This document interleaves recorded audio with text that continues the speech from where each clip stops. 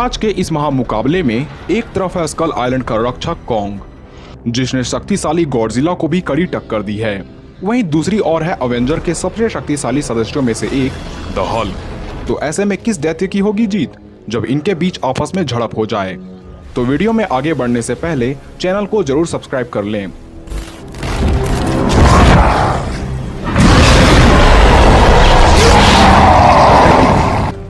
अगर बात करें हल्क की तो इसे एमसीयू के सबसे स्ट्रॉन्गेस्ट और टफेस्ट कैरेक्टर में से एक माना जाता है और खुद हल्क भी यही समझता है कि इसकी बराबरी कोई नहीं कर सकता, इसलिए चाहे सामने थोर हो या थैनोस हो। हालांकि ये बुरी तरीके से पिट चुका था पर फिर भी ये किसी से नहीं डरता, क्योंकि इसमें इतनी शक्तियां हैं जिसके चलने मात्र से ही कंक्रीट में दरारें पड़ने लगते हैं। इसने लगभग सभी प्रकार के मिलिट्री व्हीकल्स को तबाह किया है। ये गाड़ियों और टैंक को ऐसे उछाल फेंकता है मानो इसकी कोई कीमत ही नहीं। यहाँ तक कि इसने फेनरिर द वुल्फ को भी तारे दिखा दिए थे और विशालकाय सर्टर पर ऐसे कूद गया था मानो ये उसे मार ही डालेगा। एक और जहाँ थोर को अपने हथौड़े पर इतना विश्वास था, पर हल्क ने उस हथौड़े के वार को एक हाथ से रोक लिया था और गुस्से में थोर को एक हाथ धर देने से थोर 100 फीट दूर जा गिरा। और जब इसने मात्र एक पंच से ही एमसीयू के विशाल लिवियाथन को रोक लिया था, ये घटना हल्क की ताकत को बयां करती है। हल्क के ताकत के नमूने यही समाप्त नहीं होते। इसने एक पंच में ही अल्ट्रॉन को मीलों दूर फेंक दिया था और हल्क बस्टर सूट की हालत इसने किसी खिलौने की तरह कर दी थी। पर लोगों द्वारा इसे पसंद किए जाने का मुख्य कारण है इसका पागलपन, क्योंकि एक बार हल्क बनते ही ये किसी की नहीं सुनता। वहीं ताकत का ही दूसरा नाम कॉन्ग है। अपने विशाल आकार होने के साथ साथ ये काफी शक्तिशाली है, इसलिए इसने शक्तिशाली गॉडजिला से लड़ने में जरा भी संकोच न की। यहाँ तक कि जब ये स्कल आइलैंड में बच्चा था तब भी इसने ऐसे कई कारनामे किए जो हर काइजू के बस की नहीं होती। चाहे वो पेड़ को उखाड़ कई फीट ऊपर फेंकना हो, हेलीकॉप्टर को मसलना हो, स्कल क्रॉलर की चटनी बनाना हो, एक विशाल ऑक्टोपस को पैरों तले रौंद देना हो या एक विशाल स्कल क्रॉलर के जीव को उखाड़ फेंकना हो। खैर ये तो थी एक बच्चे कॉन्ग की पावर। वहीं एक अडल्ट कॉन्ग तो पहले से कई गुना ज्यादा शक्तिशाली हो गया है, क्योंकि इसने वॉरबैट्स को अपने हाथों से पकड़ इस तरह धून दिया था मानो ये कोई चमगादड़ हो। इसने गॉडजिला को भी लगभग घुटनों पर ला दिया था और अपने एक्स से इसने गॉडजिला के पावरफुल अटैक को भी काफी आसानी से रोक लिया था। यहाँ तक कि कॉन्ग ने मेका गॉडजिला को मारने में भी गॉडजिला का काफी हेल्प की थी और इसके एक्स में इतनी पावर है जिसने एक ही हमले में मेका गॉडजिला के टुकड़े कर दिए थे। खैर ये तो हुई दोनों की स्ट्रेंथ की बात। अगर दोनों की ड्यूरेबिलिटी की तरफ ध्यान दें तो दोनों ही काफी ड्यूरेबल है। अगर बात करें कॉन्ग की तो इस पर गन फायर का ज्यादा असर नहीं होता, हालांकि इसे थोड़ी बहुत दर्द होती है। साथ ही हेलीकॉप्टर ब्लेड से भी इसके हाथों में काफी चोटें आई थी।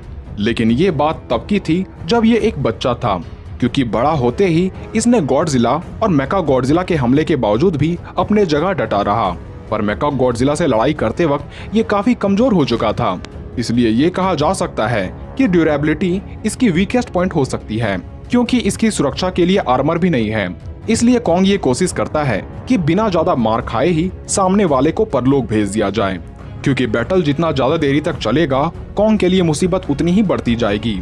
वहीं दूसरी ओर हल्क पर गन फायर करने पर इसे दर्द हो या ना हो, पर इसके गुस्से को ये बुलेट्स काफी ज्यादा बढ़ाने का काम करते हैं।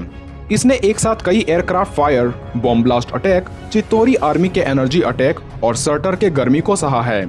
यहाँ तक कि फेनरियर को मारते वक्त रेनबो ब्रिज के घर्षण से भी इसे खास असर नहीं पड़ा था। थोर के कई बार म्योल्नियर के हमले, थोर के शक्तिशाली पंच को भी इसने आसानी से झेल लिया और हल्क बस्टर से लड़ते वक्त इसने 50 फ्लोर वाले बिल्डिंग को भी अपने शरीर से ध्वस्त कर दिया।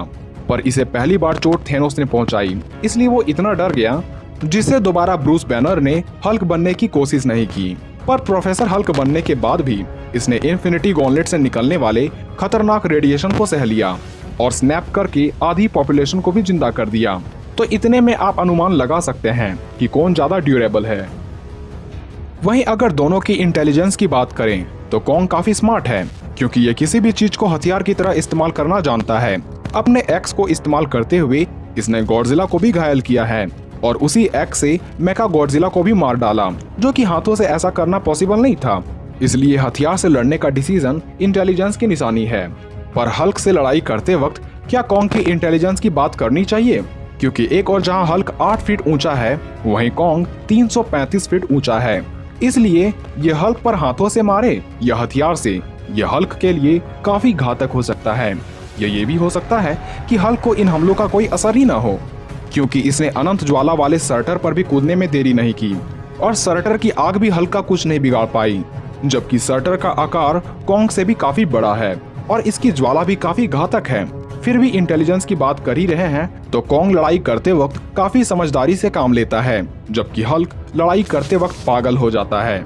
इसे फर्क नहीं पड़ता कि कैसे लड़ा जाए, बस इसे इतना पता होता है कि सामने वालों की कैसी चटनी बनाई जाए। हल्क कभी हार की परवाह नहीं करता, जबकि ब्रूस बैनर काफी इंटेलिजेंट है और प्रोफेसर हल्क भी कॉन्ग के मुकाबले कहीं अधिक इंटेलिजेंट है। दोनों के स्पीड एंड फ्लेक्सिबिलिटी की बात करें तो कॉन्ग जितना भारी है उतना ही फ्लेक्सिबल और अजाइल है। यही कारण है कि वह अपने से बड़े दुश्मन को हराने में सक्षम है। ये भागते वक्त भी किसी इंसान और जानवर से तेज भाग सकता है। एक अनुमान के मुताबिक ये 97 मील प्रति घंटा या 156 किलोमीटर प्रति घंटे की रफ्तार से भाग सकता है। वहीं अगर बात करें हल्क की तो ये जितना ज्यादा गुस्सा होता है ये उतना ही ताकतवर, फ्लेक्सिबल और अजाइल होता जाता है। यही कारण है कि चित्तौरी की पूरी आर्मी और अल्ट्रॉन की फौज को हल्क नामक तबाही का सामना करना पड़ा और सैकड़ों ढेर हो गए।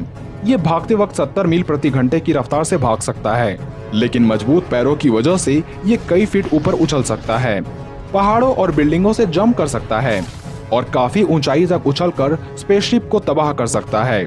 दोनों की वीकनेस की बात करें तो कॉन्ग के पास कोई आर्मर नहीं है, इसलिए ये ज्यादा ड्यूरेबल नहीं है। ये ज्यादा मात्रा में रेडिएशन को एब्जॉर्ब नहीं कर सकता और लड़ाई करते वक्त एक समय में जाकर ये थक जाता है। वहीं हल्क की ऐसी कोई कमजोरी नहीं है, पर गुस्सा शांत होते ही ये इंसान बन जाता है और उस वक्त इसे मार पाना कॉन्ग के लिए छोटी सी अंगुली का खेल बन जाता है। तो ऐसे में जब दोनों का आमना सामना होता है तो कॉन्ग नन्हे से हल्क को कुचलना चाहेगा, पर क्योंकि कॉन्ग 100 टन के वजन का भी भार सह सकता है, इसलिए 50 से 60 टन वाले कॉन्ग के वजन को झेलना इसके लिए बड़ी बात नहीं होगी। हल्क काफी ऊपर उछलकर कॉन्ग के चेहरे पर घूंसे मारता जाएगा, भले ही कॉन्ग इसे कई फीट दूर फेंक दे। पर लड़ाई काफी देरी तक चलने के बाद कॉन्ग थक जाएगा, जबकि हल्क कभी नहीं थकता, इसलिए आखिर में वो इस लड़ाई को जीत जाएगा।